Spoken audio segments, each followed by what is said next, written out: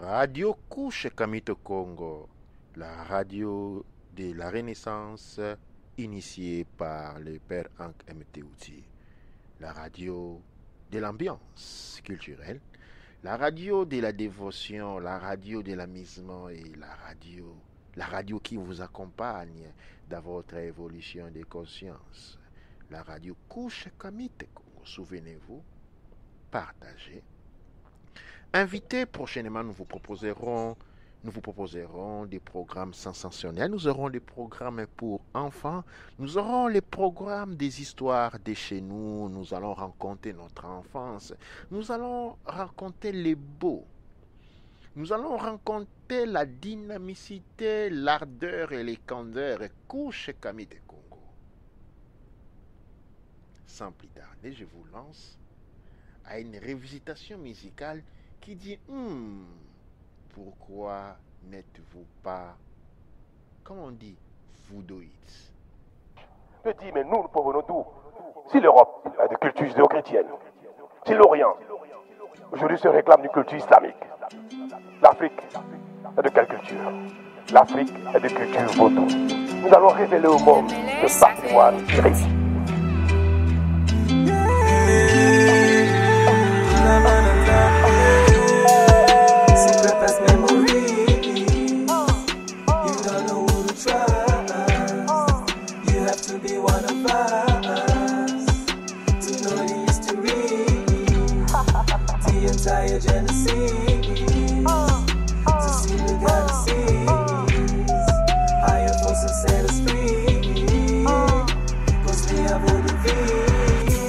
Retour au temps où le temps n'existait pas, histoire qu'on se souvienne du vrai nom de la race humaine et du fameux triste roi. La fin des temps une nouvelle fois, pas de tissu blanc en soi. Tu reconnaîtras ma voix si tu peux vibrer comme moi. Pourquoi t'es voulu? Radio Couche Kamite Congo, très prochainement aussi sur vos tablettes, sur vos smartphones. La Radio Couche Kamite Congo, c'est la radio qui vous accompagne 24 sur 24 heures. Nous n'accompagnons pas votre solitude, nous accompagnons votre éveil de conscience avec des émissions et des programmes sensationnels qui parlent de la connaissance de la culture Couche Kamite Congo, une histoire oubliée, une histoire forcée aux oubliettes que nous vous apportons vers vous à travers une approche holistique, avec une approche importante. Et aujourd'hui, nous nous lançons dans un programme sensationnel qui est celui très, très urgent, portant comme titre la bile ou les tests de loi 122 sur la maladie de Wuhan. Mettez-vous sur vos sièges ou allongez-vous tellement sur votre lit et relaxez-vous. Relaxez-vous et partagez ces émissions. Surtout, n'oubliez pas, c'est la radio Couche Kamite Congo qui accompagne votre éveil de conscience. Nous nous retrouvons dans quelques instants. Moi, on vit presque un cauchemar aux métropoles de poussière. Je fixais mon miroir au fond de mes yeux noirs, au fond de ce trou noir, l'origine de la lumière. Pourquoi t'es vaudou vie? C'est comme ça qu'on vit, vaudouisant, pas médisant, malgré tout ce qu'on t'a dit. Pourquoi t'es vaudou vie? En fait c'est ce que je suis. Et si tu viens d'ici, dis-toi vaudou vie.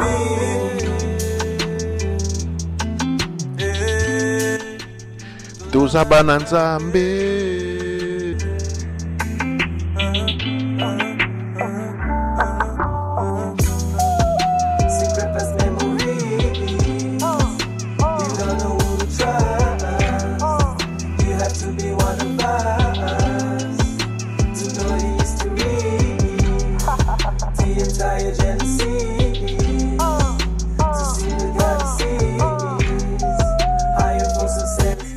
Radio Couche Kamite Congo, Matika Kondo, alobi na yo mbala ya yamba mibale mpe ya misato toza bana nzambe.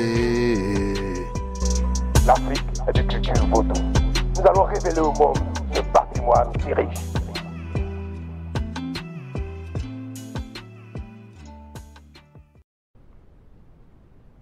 Maître Nefer à tous, nous nous retrouvons sur le plateau du père R. MTU, Teouti, excusez l'habitude, nous sommes plutôt sur la radio Couche Kamite Congo, la radio qui vous accompagne à travers votre éveil de conscience. Souvenez-vous toujours que la radio Couche Kamite Congo est la radio qui vous accompagne à travers votre éveil de conscience avec la voix douce, harmonieuse et sèchement et puissance en même temps d'Ibaba Kinkela Wamazulu Kouf Shango Koufou Imotepatoum. Aujourd'hui, nous avons avec nous sur les plateaux notre Baneb Int Necher Rakutinecher Nefer Rakutinefer. Nous avons aussi au niveau de la régie, pas très loin de nous, nous avons les Baneb les Baneb c'est pas Menchotep, c'est Jedef, Rasekimo, Tep, tous du Père Ankamete. Aujourd'hui, je disais donc, nous allons affronter un sujet qui est en cours, dont on est en train de parler beaucoup, spécialement dans les informations en langue française, en langue italienne, en langue anglaise, en langue italienne. Nous n'avons pas encore trouvé ces informations en langue française, et donc nous venons vers vous avec ce titre très urgent, cette émergence, cette situation nouvelle qui se crée. C'est lui du Bill 122. En peu de mots, c'est quoi le Bill 122? Je vais donner la parole à notre mout. Et merci de m'avoir aujourd'hui. Oui, c'est très important d'en parler du Bill 122 parce que justement, c'est un bill qui a été passé en UK. Donc, je vais prendre toutes les informations pour vous les dire parce qu'il faut comprendre qu'en UK en étant un pays qui a un droit vraiment particulier, on ne peut pas juste avoir des règles ou des lois qui sont juste passées comme ça, mais on demande d'avoir plusieurs manières de repasser et passer les lois afin de les accorder parce que justement nous sommes en UK. Alors, le Bill 121, c'est un droit qui a été créé par rapport à l'émergence qu'on voit tout au long du monde aujourd'hui. On a la quarantaine, les gens qui sont à la maison aujourd'hui, on a plusieurs choses et plusieurs éléments. Alors c'est un bill qui est passé dans toutes les étapes. Donc ils sont passés par the House of Commons. Donc ça c'est vraiment c'est un des départements très importants pour le UK et aussi the House of Lords. Et ils ont eu la première lecture, mais aussi l'autre lecture des House of Lords. Donc il y a eu la première passage, deuxième. Donc c'est passé toutes les étapes. Donc il y a plus de 5 étapes juste dans le House of Commons et puis plus de 5 étapes encore juste dans the House of Lords.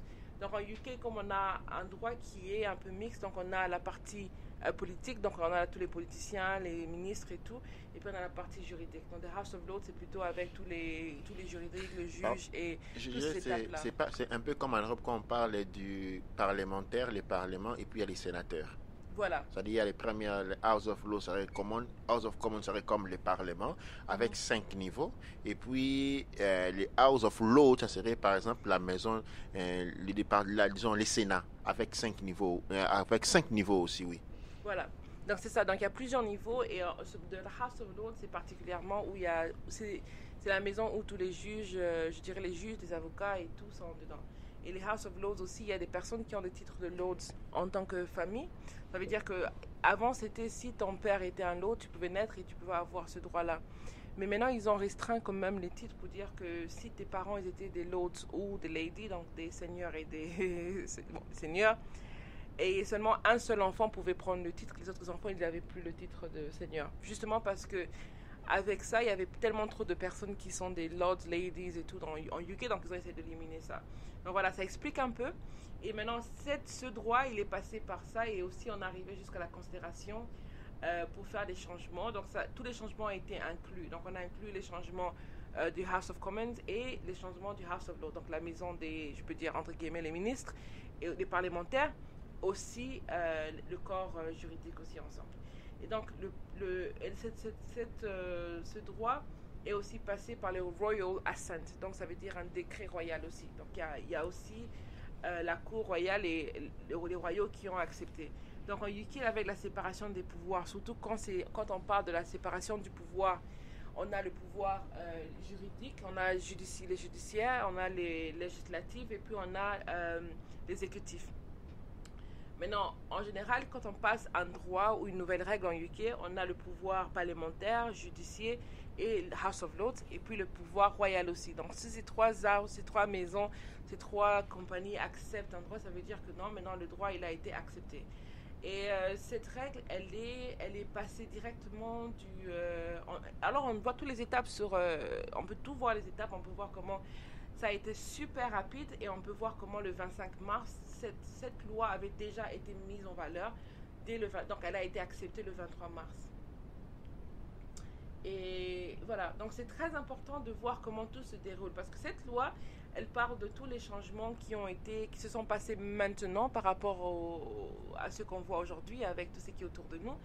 Mais en même temps, c'est aussi j'ai envie de dire, c'est aussi une situation qui a été prise vis-à-vis à la situation où nous sommes aujourd'hui. Mais la règle était déjà passée le 25 mars. Et je pense que le 25 mars, c'est vraiment à l'époque où, je peux dire, l'ordre de rester à la maison avait plus ou moins commencé. Et c'était vraiment, au début, c'était pour mieux se sentir, il fallait rester à la maison. Et en fait, c'était vraiment pas forcé. Il n'y avait pas encore des fines en UK, mais cette loi était déjà mise en vigueur. Donc, juste pour lire quelques des titres dedans, donc, parce que j'ai trouvé ça quand même intéressant aussi en lisant les titres de toutes les parties, parce que cette loi a quelque chose comme, j'essaie d'aller jusqu'à la fin. Donc, on a plus ou moins, on a 84 articles principaux jusqu'aux provisions finales. Donc, on a un total de 102 articles. Et dans cet article, on explique comment ce pouvoir est donné temporairement pour 6 mois et ça peut être prolongé par les parlements directement. Et donc avec ça, je vais essayer de lire quelques des éléments qu'ils ont cités dessus. Donc ils ont parlé par exemple l'émergence pour la registration de health professionals, donc pour toutes les personnes de tout le corps de santé, pour la registration temporaire des social workers, donc pour toutes les personnes sociales qui travaillent pour le social et tout. Et pour les volontaires, on a aussi une provision par rapport à la santé, la capacité mentale aussi. On a une provision par rapport aux services de santé, parce qu'en UK, on est divisé en 4 parties. On a l'Écosse, l'Angleterre, on a le Pays de Galles aussi, l'Irlande du Nord aussi. Donc, et c'est particulier parce que avec chaque territoire, la manière dont les droits sont acceptés et mis sont vraiment différents. Donc on a ça. Maintenant, on a aussi une section qui parle par rapport à la registration des certificats de décès et la registration des morts-nés. Donc avec ça, on a aussi la registration des enfants qui naissent aussi, comment ça va être fait. Dedans, on a fingerprinting. Donc fingerprinting, c'est prendre... les empreintes digitales. Merci, les empreintes digitales. Et aussi, l'ADN, faire un profil ADN des personnes. On parle de comment ils vont faire pour avoir un food supply, comment avoir un pouvoir qui va parler par rapport à la chaîne de supply pour la nourriture, donc la chaîne de distribution alimentaire. Donc c'est vraiment la chaîne distributeur alimentaire, mais aussi il y a aussi la chaîne de partage alimentaire aussi qui va venir avec ça aussi. Alors, on parle de inquest ou bien holding inquest. Donc, on parle de comment on va aussi séquestrer des personnes et on va les arrêter. On peut les arrêter avec des nouveaux pouvoirs, en fait. Parce que c'est des nouveaux pouvoirs qui viennent. Et là, on parle par rapport à la vaccination en Écosse, l'immunisation, la vaccination, les écoles, les enfants, child care. On parle des personnes qui seront malades avec leur travail. On parle de la pension, on parle de la protection de la santé publique. Et comme ça, donc on parle de plusieurs informations. Mais ce qui est très important à le dire, c'est que d'abord, des informations aujourd'hui qui circulent aussi sur les réseaux sociaux, notamment sur Facebook, parce que c'est comme ça que Judith Fraotep a vu les informations et maintenant on est en train de parler dessus aussi aujourd'hui. Mais la chose qui est très importante, c'est que dans la communauté mélanoderme, ces informations ne sont pas là. Donc on n'est pas au courant de tous les changements qui ont été faits. Et la chose qui est préoccupante pour notre communauté aussi, c'est que déjà, avec les droits qu'on avait avant, on sait très bien que le corps de la police, le corps exécutif, est rempli de racisme. Ça, on le sait très bien, de discrimination. On peut parler jusqu'à demain racisme vis-à-vis de noirs, vis-à-vis de non-blancs en général, mais aussi racisme vis-à-vis ou discrimination vis-à-vis des personnes âgées et des personnes plus jeunes aussi. Et ça, on le connaît très bien. Ça a toujours été... c'est ça qui caractérise le système exécutif. On le sait très bien avec la police. Maintenant, le problème en est que avec tous ces droits qui ont été donnés, ils vont être appliqués de manière disproportionnée. Parce qu'on sait très bien que c'est la personne qui rédige les lois, entre guillemets, le fait avec un but. Le but caché derrière, on va le découvrir dans quelques temps, par rapport à comment la règle va se développer, mais aussi comment elle sera targetée ou comment elle sera mise en effet, ce sera différent.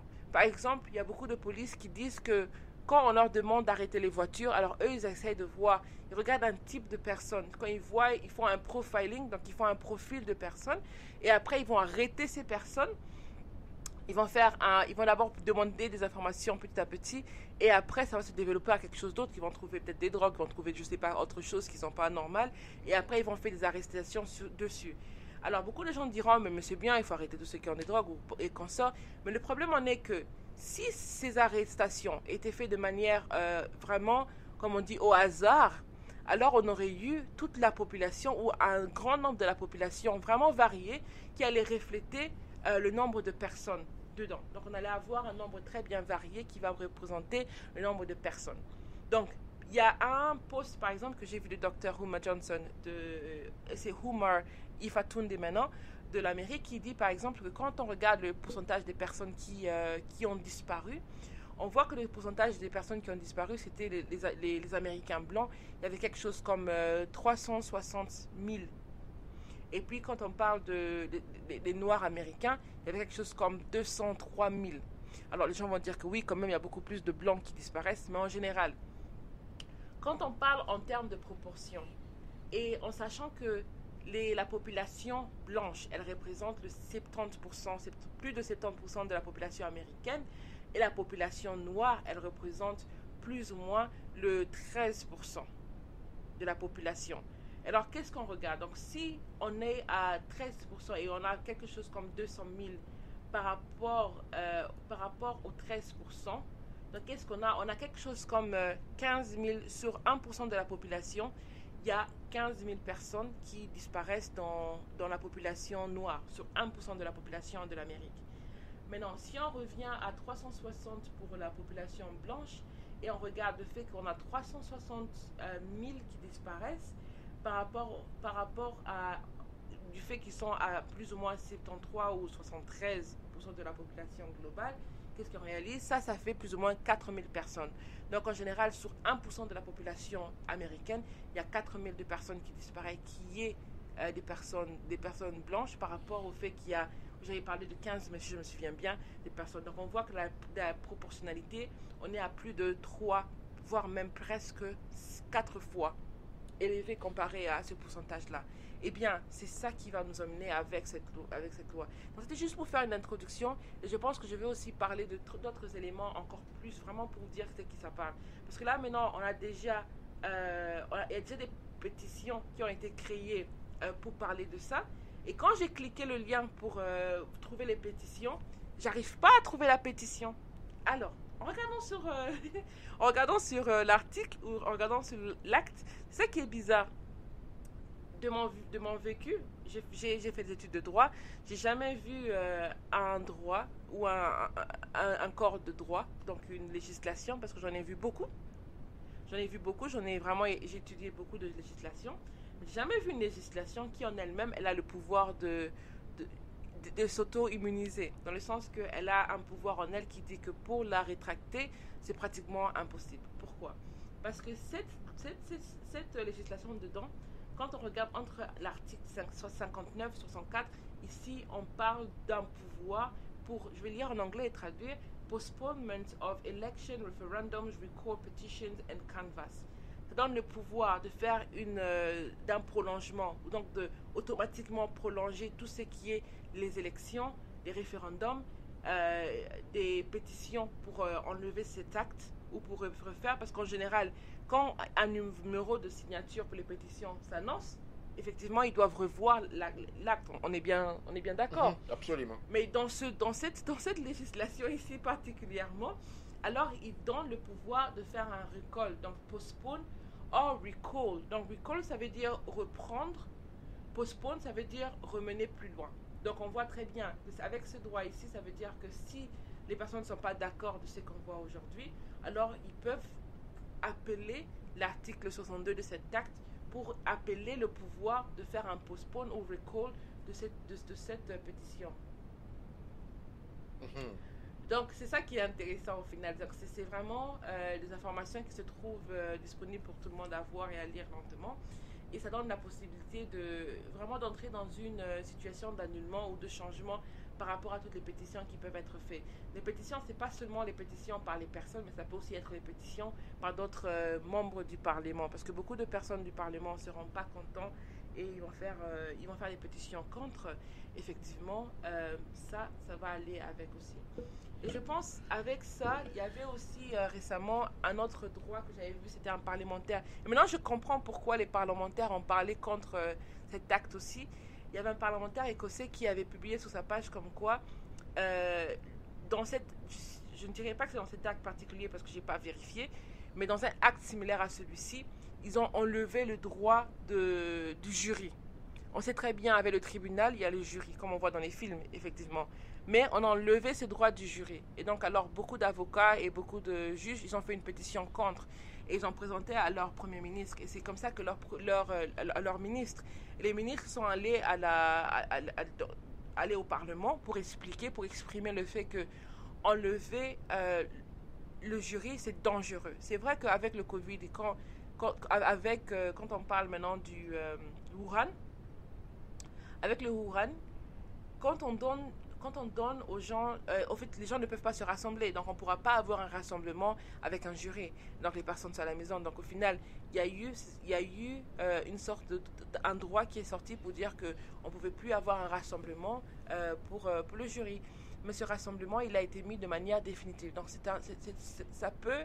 c'était quelque chose qui peut continuer jusqu'à ce que même l'ordre de rester à la maison sera levé. Et donc c'était comme ça que ça a vraiment causé beaucoup de problèmes et beaucoup de préoccupations. Exactement, ça c'est quand on regarde la ligne qui dit ici, il faut les reconnaître, ce sont les choses pour lesquelles David Icke a commencé à écrire le livre et à dénoncer depuis 1999. C'est depuis 1999, c'est que tout ce dont on est en train de voir aujourd'hui, David Icke en a parlé, il n'est pas le seul, mais disons, c'est une des plus grandes personnes qui a apporté beaucoup des éléments sur cela. Alors, nous allons tout de suite aller dans le vif du sujet pour parler de ce texte de loi. Ce texte de loi, il s'agit d'un texte de loi qui a été dénoncé en premier lieu par l'écrivain Michael Ryan. C'est je crois, un journaliste écrivain anglais. Et dans ce qu'il dénonce, il dit les leaders mondiaux sont en train, c'est-à-dire l'1% des leaders mondiaux, sont en train de financer à travers l'OMS, c'est-à-dire l'Organisation mondiale de la santé, ils sont en train de financer des millions et des millions de dollars. Je parle des millions et des millions de dollars pour créer 7 systèmes différents avec 7 vaccins différents pour le coronavirus. 7 systèmes de vaccination différents et chaque vaccin différent, c'est-à-dire la maladie sera perçue en 7 niveaux différents. Et à chacun de ces 7 niveaux, il y a un vaccin. C'est-à-dire, il y aura des gens, si on te reconnaît niveau 1, tu prends un vaccin. Si on te dit niveau 2, tu as besoin de 2 vaccins. Si tu as niveau 7, c'est-à-dire tu auras besoin de 7 vaccins. Alors, quelle est la raison? La raison est la suivante. On dit pour combattre la maladie, seront envoyés dans les maisons des personnes des médecins militaires accompagnés des militaires, c'est-à-dire des médecins civils ou des médecins de l'armée syrienne, parce que nous devons déplorer aussi la mort de plusieurs médecins dans les derniers jours. Des médecins militarisés accompagnés par des personnels de l'armée armée vont faire irruption dans les maisons, dans vos maisons, par maison, pour faire des tests. Et alors, si durant les tests, un de votre membres de famille est retenu malade, vous tous, vous pouvez tout de suite être emportés, ou la personne qui est malade pourra seulement être emportée par l'armée, sans vous dire où cette personne ira. Qu'est-ce qui va lui arriver? Eh bien, c'est ce danger auquel nous sommes en train de nous retrouver aujourd'hui. Et je voyais déjà, il y a un message envoyé par les grands panafricains, le docteur Ouma Johnson, qui disait qu'aux États-Unis, déjà, pour pouvoir voyager, dit ok, pour pouvoir voyager, il faut avoir une carte de vaccination du Covid-19 pour retourner aux États-Unis. Et Oumar Johnson dit justement que les panafricanistes ont un choix, ou avoir les vaccins, ou ne pas pouvoir retourner en Afrique. Alors, cette histoire, quand on dit les militaires qui rentrent dans les maisons, qui vaccinent les personnes ou font des tests sur les personnes pour décider si la personne est malade ou pas, et si la personne est malade, eh bien, il est emporté. Ça me fait passer très fortement en 1940-45 avec Hitler. Nous nous retrouvons exactement au même niveau. Pour mettre du sel dans l'assiette, eh bien, nous avons déjà reçu un message que nous avons fait passer qui vient de l'Allemagne, où les gens, c'est-à-dire les Africains vivant en Allemagne, nous ont signalé qu'ils ont obtenu, ils ont été envoyés un message de la police, leur demandant de ne pas être effrayés parce que dans les jours à venir, eh bien, les médecins vont passer par maison, accompagnés de 1 ou 2 polices pour les prélèvements, par 2 ou 3 polices pour les prélèvements des sangs. Alors, en Allemagne, on parle des passages de 2 médecins accompagnés de 2 à 3 polices pour les prélèvements des sangs. Maintenant, nous voyons un texte qui dit en fait, qui a été voté dans les plus grands silences, justement parce que tout le monde sont enfermés dans les maisons à regarder Netflix, que les militaires, c'est-à-dire il y a un système de vaccins qui va être introduit, imposé obligatoirement par l'usage de la force militaire. Les militaires vont visiter les maisons pour faire des tampons. C'est le système pour du dépistage du coronavirus. Et quand vous avez été, retenu, trouvé malade, eh bien, tout simplement, l'armée vous emporte. On vous apporte et vous êtes parti.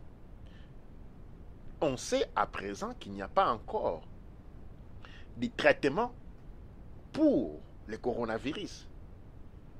Dans les communautés noires, nous parlons beaucoup de la chloroquine, nous parlons beaucoup de plusieurs techniques ancestrales d'où en nature, et ça c'est quelque chose de très important. Moi personnellement, j'ai un ami qui est un Chinois, qui est un médecin chinois, qui nous a appris que les médecins chinois qui se sont reversés en Italie et en Angleterre pour apporter leur main forte à la pandémie en Europe, eh bien, ils sont venus avec et chargés des herbes. C'est-à-dire, les herbes sont un instrument puissant. Les herbes sont un moyen puissant de pouvoir, en fait, combattre cette maladie.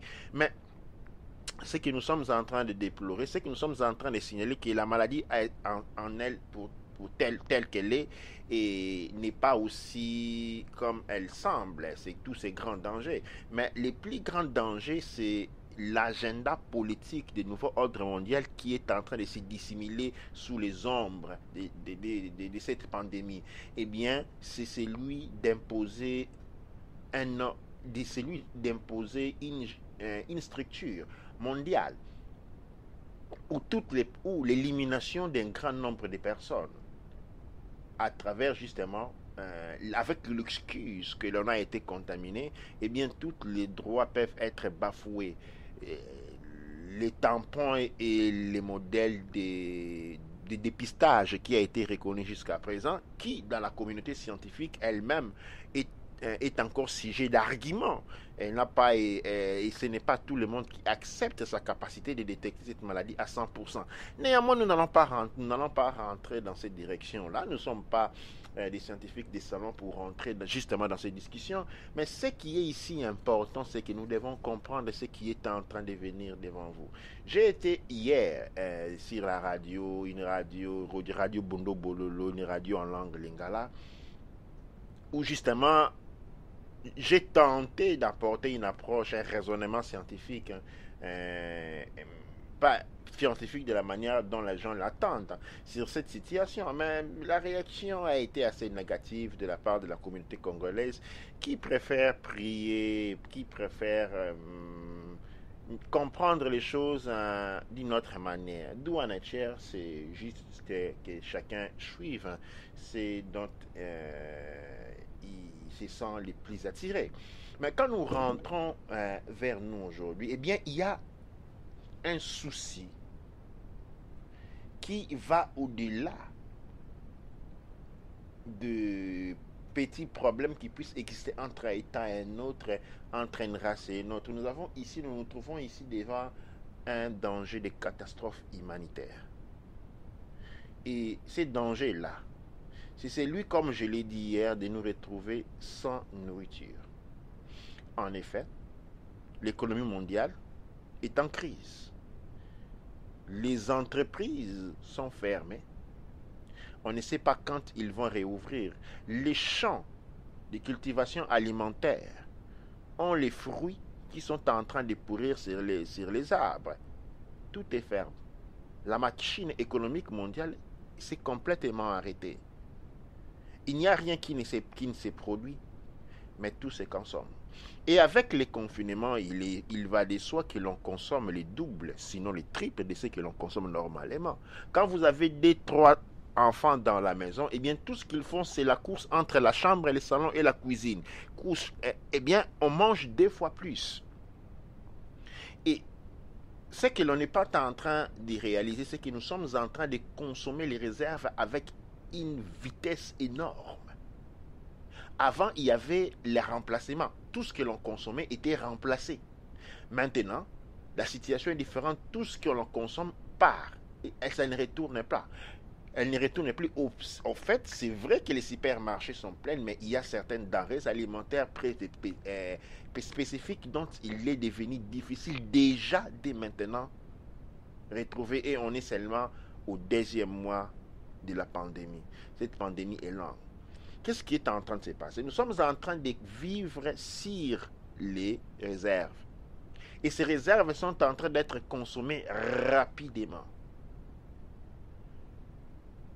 La pandémie n'a pas encore de cure, mais les gens sont pleins dans les hôpitaux. Et les hôpitaux sont improprement en train d'utiliser des médicaments qui sont efficaces pour d'autres maladies. Et donc, il n'y a pas seulement le coronavirus qui est, disons, le Covid-19 qui est en train de tuer, mais il y a aussi le fait que d'autres personnes qui, normalement,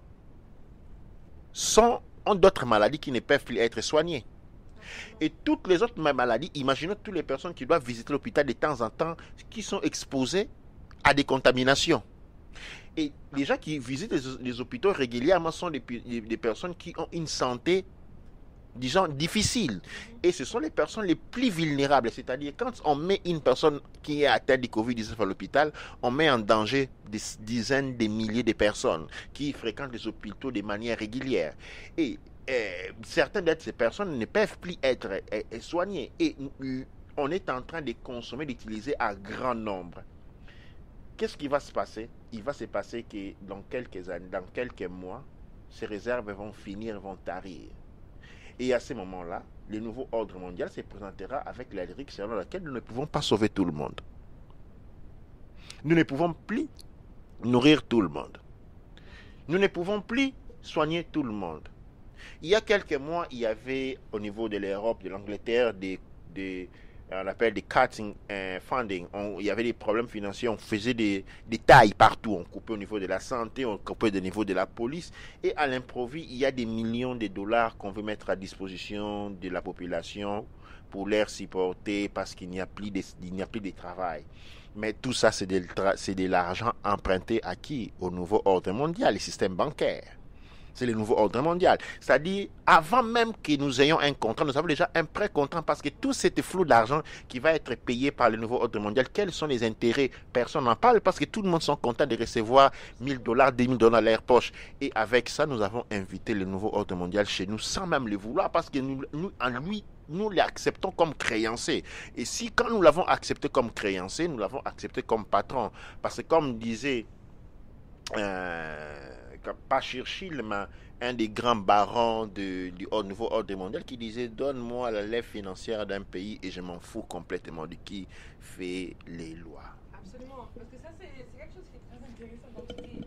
Quand il faut savoir par rapport au livre jaune, par exemple, pour ceux qui ont lu le livre jaune, vous allez voir comment se fait que les royaumes ou les systèmes financiers d'avant, ils se sont endettés.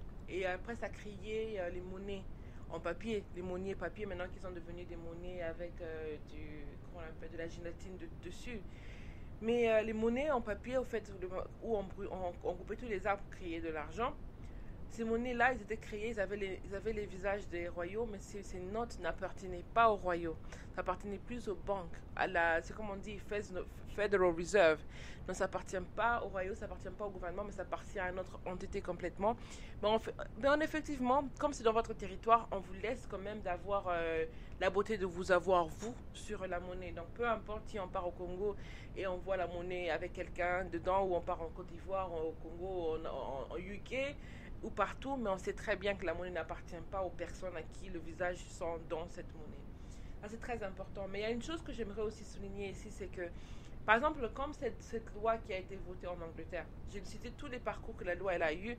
Qu'est-ce qu'on voit? On voit une chose, c'est que quand il faut s'unir, les gens s'unissent, et c'est peu importe par rapport à leur religion, leur croyance ou quoi que ce soit. L'information, elle n'a pas de religion, elle n'a pas de religion, elle n'a pas de croyance, elle n'a rien du tout. Donc l'information, c'est pour tout le monde. Et l'information doit être écoutée et elle doit être prise. Et on doit laisser l'information nous transformer aussi. Donc ça veut dire que peu importe ce que nous croyons en général, il faut avoir de l'information. Et il faut aussi écouter de l'information qui peut invalider tout ce qu'on connaît. Parce qu'on sait très bien qu'il n'y a rien de nouveau sur cette terre, mais tout s'adapte au fur et à mesure qu'on avance. Donc au final, fermer les yeux, prier et penser que l'information va partir tout seul, cela n'est pas une solution. Parce que même pour les chrétiens qui lisent la Bible tout court, parce que la Bible pour moi c'est un business plan, c'est un des plus longs et plus ennuyants business plans, mais c'est un business plan. Un business plan, ça veut dire qu'on vous dit comment on va faire ce qu'on veut avoir. On vous montre pourquoi on vous met. Regardez un business plan. Le business plan va parler. Il y aura l'historique. Ça c'est la partie, on peut dire, l'Ancien Testament. Ça c'est vraiment l'historique de comment on a fait pour vraiment avoir besoin de cette Bible. Après, on vous emmène jusqu'au moment qui a créé le besoin de la Bible, la vie de Jésus-Christ. Et après, on vous montre comment il a fait son équipe, sa première équipe. Là, c'est les apôtres. Et après, on vous montre comment cette équipe, elle a grandi.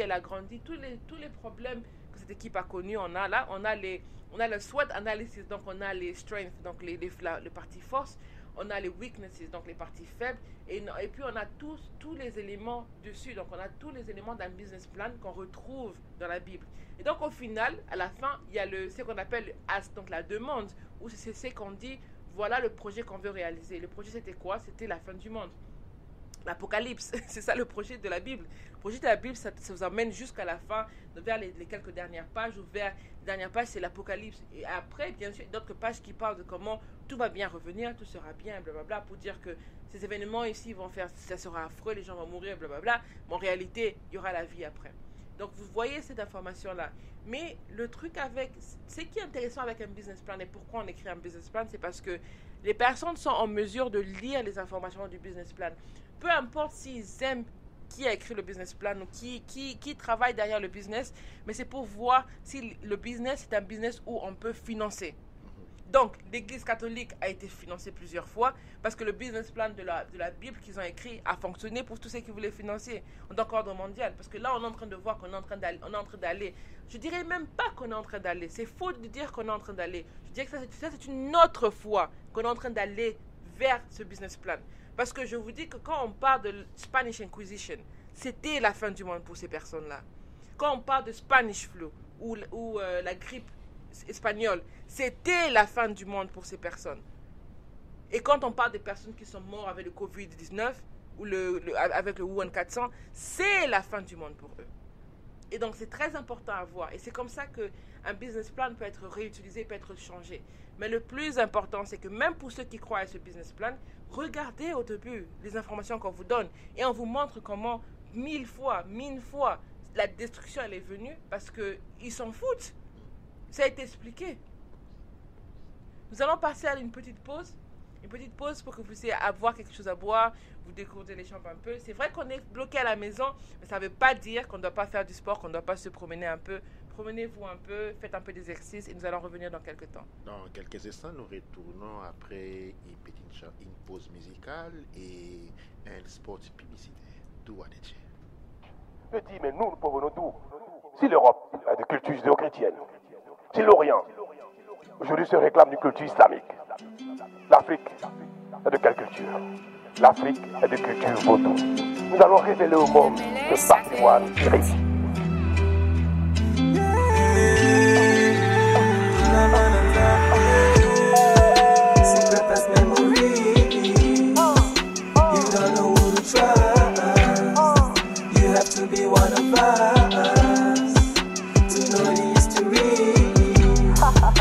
Entire Genesis to see the galaxies, higher force and set us free, cause we have all the vie.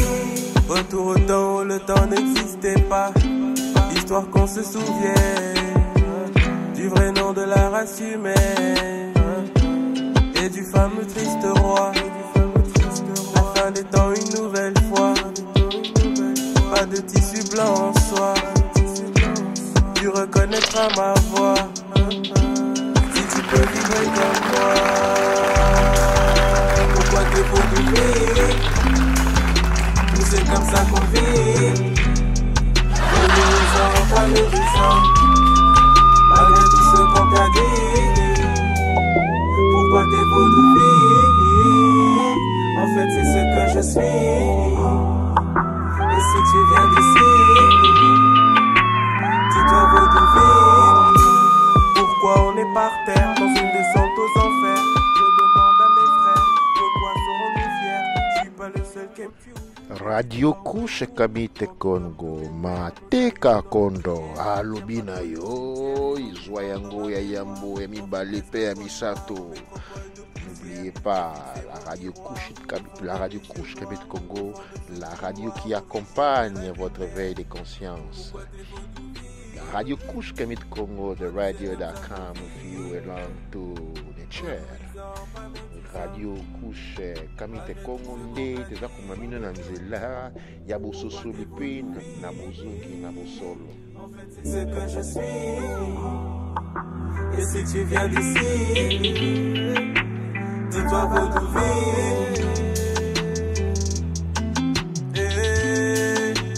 Toza bana nzambe.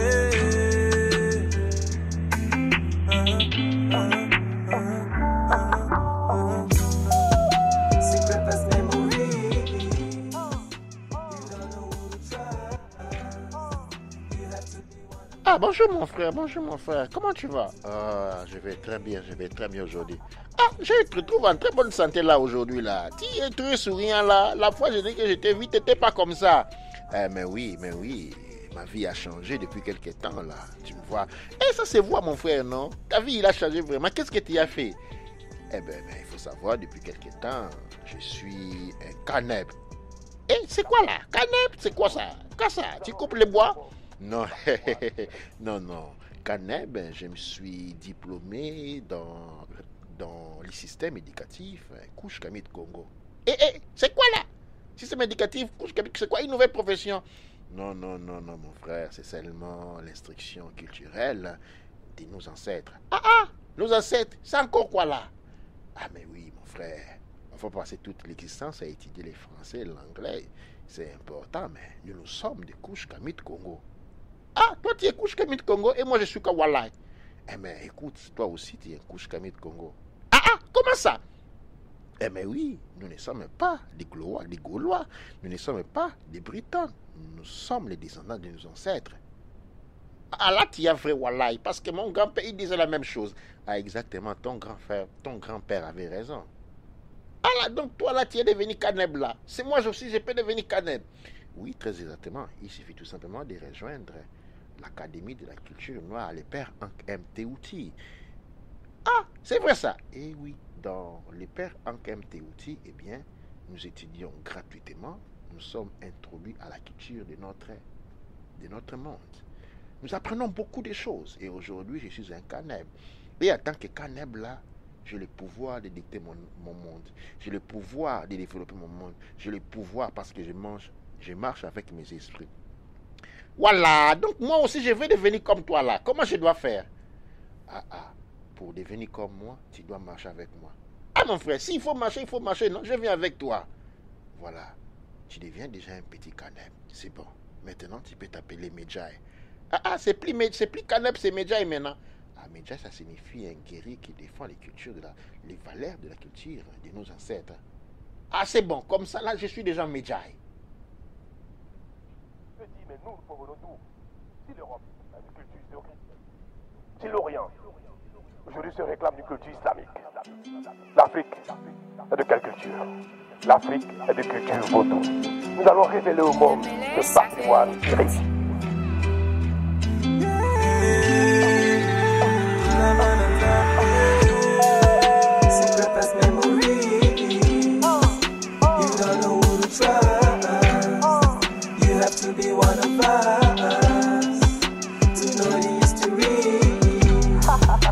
Entire Genesis to see the galaxies, higher force and set us free, cause we have all the vie. Retour au temps où le temps n'existait pas, histoire qu'on se souvienne.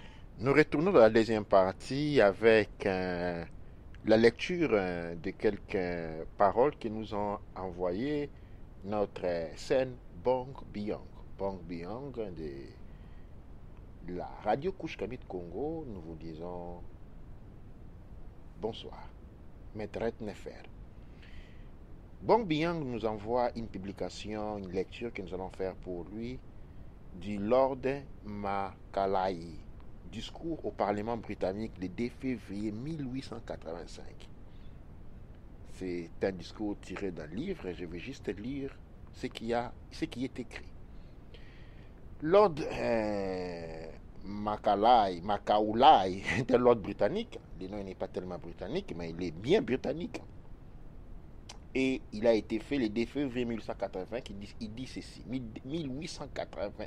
Non, le 2 février 1835. C'est-à-dire assez avant la conférence de Berlin de 1885. Quelque chose comme 60 ans avant. Il dit ceci. J'ai voyagé à travers l'Afrique. Je n'ai pas vu des mendiants ni des voleurs. J'ai vu des personnes avec de hautes valeurs morales et je pense que nous ne pouvons pas conquérir ce pays, à moins que nous ne brisions et fassions la colonne vertébrale de cette nation qui est sa spiritualité et son héritage culturel. Par conséquent, je propose que l'on remplace son ancien système éducatif et culturel. Ainsi, quand les Africains penseront que ce qui vient de l'étranger, et en particulier de l'Angleterre, est meilleur que ce en quoi ils croyaient, ils perdront l'estime de soi, leur culture, et ils deviendront ce que nous voulons qu'ils soient, à savoir une véritable nation dominée. Douane-Cher, nous rentrons sur les radios avec notre mout et déclaration très importante, encore un Douane-Cher à notre scène Bong Biong qui nous a envoyé. C'est une publication directement que j'ai lue de son Facebook. nous vous invitons à rejoindre aussi la Facebook, disons, la page Facebook de la radio Couche Kamit Congo. Nous avons une bonne émission, une bonne première partie. Et la deuxième partie va tout de suite aller vers les conclusions de cette introduction que nous avons vue et les mises en garde spécialement. Nous avons vu notre aîné Oumar Johnson déjà avec lui beaucoup avait commencé les projets de rentrée sur Kama. Et les Ghana et les Bénin sont les pays qui ont accepté, ont donné la citoyenneté à plusieurs d'entre nous de la communauté qui sont rentrés. Et c'est une initiative exceptionnelle. Nous encourageons encore d'autres telles initiatives. Mais nous savons maintenant aujourd'hui que nous sommes sur les commencer une situation qui est très tragique. Et maintenant, comme jamais, la force est au niveau de la communauté. Nous ne pouvons affronter ce qui est en train de venir tout seul. Hier, je suis passé dans une radio, la radio Congo Bololo, une radio congolaise, et parmi les commentaires, quelqu'un a écrit que le sali est personnel. Et cette phrase m'a brisé le cœur parce que, en fait, ce n'est pas. Je l'ai entendu plusieurs fois. Le sali est personnel, c'est-à-dire l'ego est supérieur.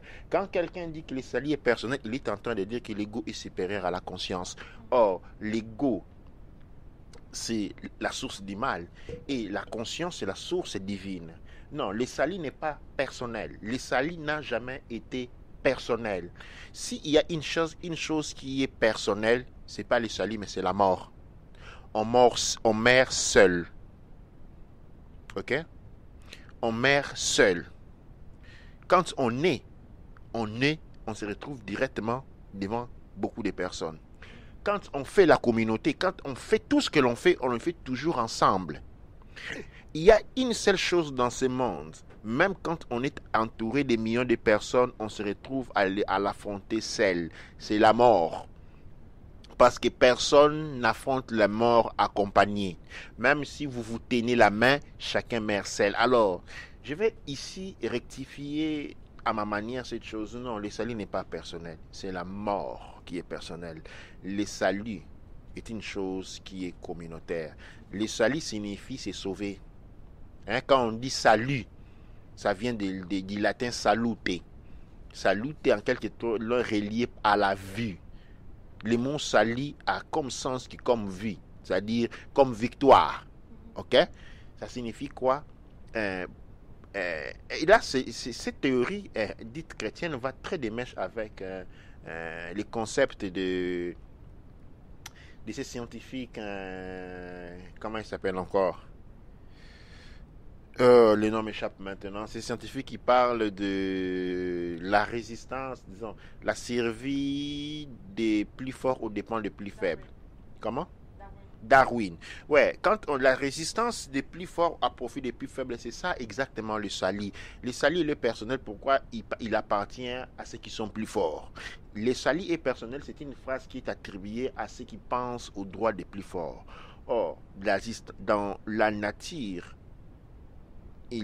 la survie est assurée par la coopération et l'entraide mutuelle, non le salut personnel. La règle de la vie, c'est la coopération et l'entraide mutuelle, pas le salut est personnel. Le salut n'est pas personnel parce qu'aucun homme ne se sauve soi-même.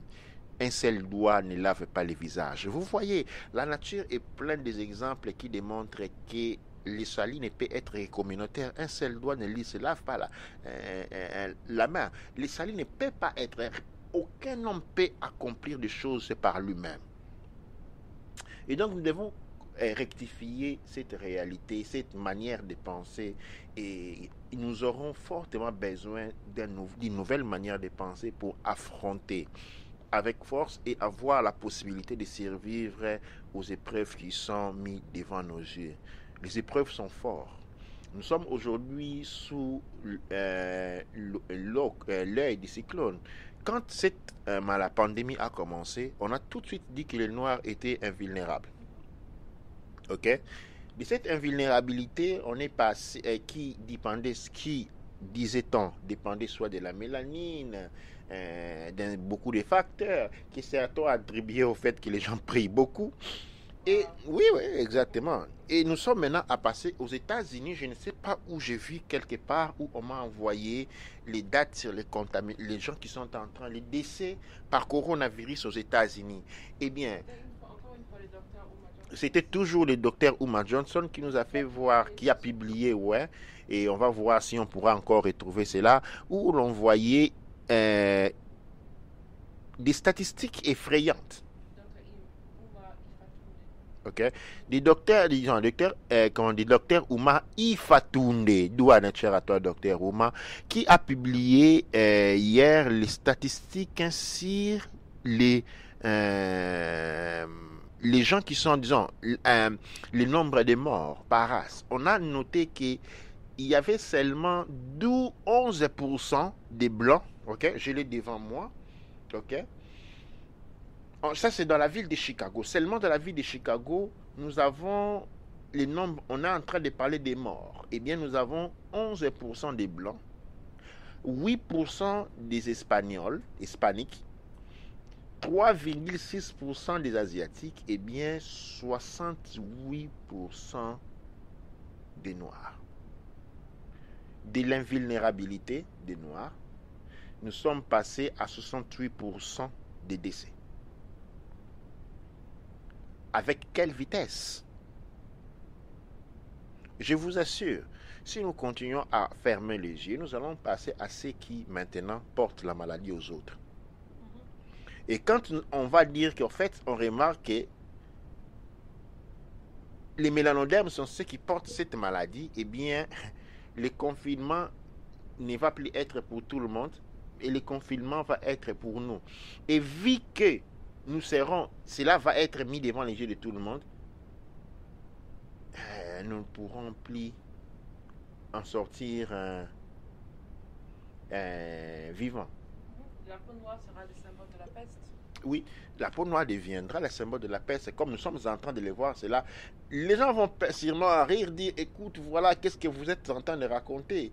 Mais, attends, j'avais ici une publication qui a été faite ce matin de notre aîné où j'ai trouvé, lancé mon téléphone, je ne le retrouve plus. J'ai juste là derrière moi, encore là aujourd'hui. Il y a une publication qui a été faite par Baba Eru du temple d'Ipta, qui parle des différents virus que nous avons connus dans le temps. Il parle des peuples Ixos qui ont envahi les Kemet, des Assyriens. Le Kemet a été envahi à tour par les Ixos, après par les Assyriens, après par les Perses, après par les Grecs, les Romains. Alors, il dit ceci, en 1492, il y a ce qu'on appelle les virus de Columbus, ok, qui a pratiquement effacé les peuples des Taïnos des Carabines. Entre 1525 et 1886, il y a un virus européen qui a tué des millions de vies en Afrique. En 1606, il y a un virus qui est aussi apparu dans le Plymouth Rock, ce qu'on appelle l'île de la Tortue, et a éliminé les indigènes, c'est-à-dire les autochtones de ce peuple. Et nous allons continuer en 1908. Nous avons eu le virus du roi Léopold qui a tué 10 millions de Congolais. Et nous pouvons continuer à parler des virus. Et la suite, nous avons toujours eu cette histoire-là. Malheureusement, nous avons la mémoire courte. Nous avons la mémoire courte parce que nous ne questionnons jamais la mémoire Couche Kamit Congo. Nous ne questionnons jamais la mémoire mélanoderme, mais nous nous laissons transporter par des ilations apportées par nous, par ceux qui ont été à la cause de notre propre destruction. Voilà aujourd'hui ce dont nous avons voulu discuter avec vous. Et oui, ça fait rire. Ça fait rire, mais plutôt moi, au lieu de rire, je dirais plutôt... alarme. Alarme, nous devons faire très très très attention. Nous devons devenir plus conscients que nous l'avons été dans les jours passés. Et donc, douane et cher à vous pour avoir été avec nous. Douane et cher à notre Mout pour nous avoir nous rejoint sur le plateau. Douane et cher à la régie avec les Baneb Jedef Sekimura Otep. Et je vais laisser la dernière parole à Mout pour le mot de la fin avant de conclure. Avant de conclure, j'aimerais ajouter qu'en marchant cette semaine, qu'on allait faire notre marche de la journée, et en marchant, m'est venue une idée, c'est qu'aujourd'hui, ce qui se passe dans le peuple, un peu partout dans le monde, c'est que là, on est dans le confinement. Il y a le confinement qui a commencé. C'est un peu comme si, d'abord, on était comme des poules ou des grenouilles dans un poulailler, dans une ferme. Et on pensait qu'on avait la liberté. On pouvait partir là où on voulait et tout. Et après, on a vu que notre liberté a commencé à être restreinte. Donc, on a vu plus de murs se faire devant nos yeux. On a vu plus de barrières. On a vu plus de freins. On a vu plus de difficultés. On a réalisé que c'était plus facile pour certains de se promener, de bouger, de faire ce qu'ils voulaient, comparé aux autres, ceux qui avaient un peu plus de moyens.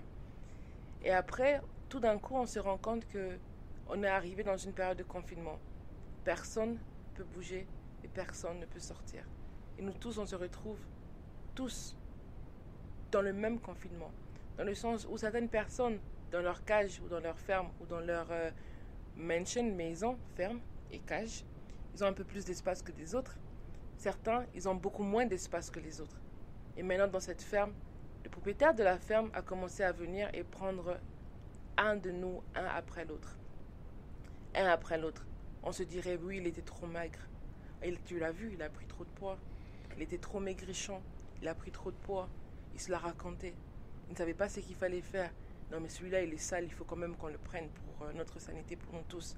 Regarde, celui-là, il est parti, il est vieux. On n'a pas besoin quand même d'avoir des vieux. Mais c'est pas ma faute. Ils auraient dû faire tout ce qu'il fallait quand on était jeunes. Et voilà maintenant qu'on les a pris. Et on se dit beaucoup de choses pareilles. On se dit que non, c'était leur temps. Bon, au moins, ils ont eu une bonne vie, remplie. Bon, au moins, ils ont quand même joué. Ah, celui-là, il jouait plus que nous. Celui-là, il était les favoris. Peut-être qu'il est en train d'aller pour quelque part de meilleur. Et petit à petit, notre nombre réduit. Et boum, tout d'un coup, on voit qu'il y a beaucoup plus d'entre nous qui sont en train de venir pour monter dans des voitures pour aller dans l'abattoir.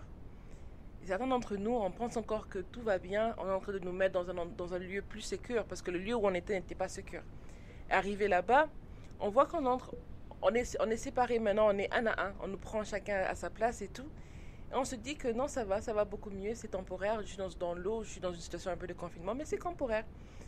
Et après, on arrive dans des cuisines, on se dit, waouh, regarde, j'ai beaucoup plus de place. Donc, tout cet espace-là, c'est pour moi. Regarde, mon voisin, lui, il disait que j'étais trop pour lui, je prenais trop d'espace, je faisais ça, je le dérangeais un peu. Ou lui, il prenait trop mon espace, Et maintenant, voilà, j'ai tout cet espace-là pour moi-même, toute cette cuisine, toute cette maison. Et je la partage avec quelques humains. Et puis après, on se voit comme si on nous met dans de l'eau. Oh, waouh, regarde, on me fait un bain, combien ils m'aiment beaucoup. On me fait un bain. Et même dedans, ils mettent tous ces arômes qui sont trop bons. Ça me rappelle la nature. Un souvenir que peut-être qu'on n'a même pas parce que c'est pas nous qui étions dans la nature, c'était nos ancêtres. Et après, le feu commence. On se dit, mais cette température, elle est au fait mieux pour moi. Comment ils savaient que moi j'aime cette température? Elle est très très bonne, ça. Et puis ça devient un peu plus chaud. Oui, mais vous savez, l'eau chaude, ça aide. Ça aide pour le dos, pour le mal de dos, ça aide pour le mal de l'articulation. Donc ça veut dire qu'il veut vraiment que je puisse être le meilleur possible avec la meilleure articulation. Jusqu'à ce que l'eau devienne trop chaude et on ne sait plus où sortir.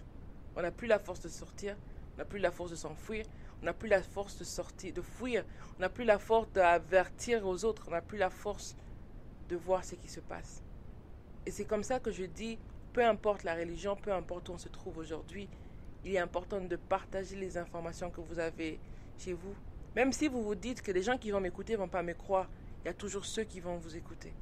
Il y a toujours ceux qui vont prendre en considération tout l'appel, car on dit toujours en Afrique, comme bon attendeur, salut.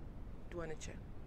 Douane et cher à vous et nous vous laissons avant de vous quitter et avant de vous laisser encore aux notes de la culture urbaine. Nous disons Amasu Mpa Mra Sangsu. Amen Ra Mpa Mra Wu Kuwa Wu Ra Mankiti Pa Erura.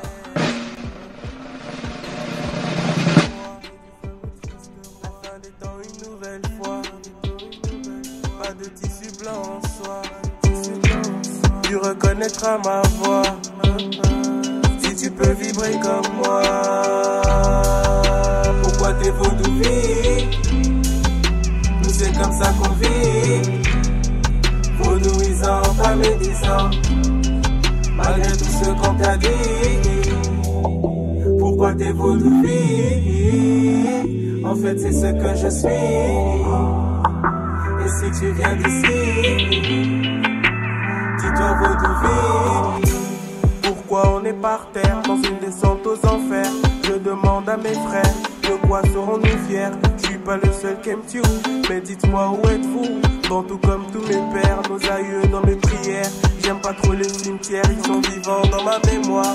On vit presque un cauchemar aux métropoles de poussière. Je fixais mon miroir au fond de mes yeux noirs, au fond de ce trou noir, l'origine de la lumière. Pourquoi t'es vaudou vie? C'est comme ça qu'on vit. Vaudouisant, pas médisant, malgré tout ce qu'on t'a dit. Pourquoi t'es vaudou vie? En fait c'est ce que je suis. Et si tu viens d'ici, dis-toi vaudou vie.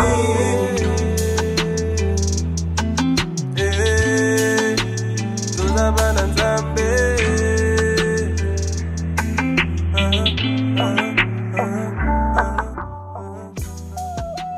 C'est pourquoi pour la vie.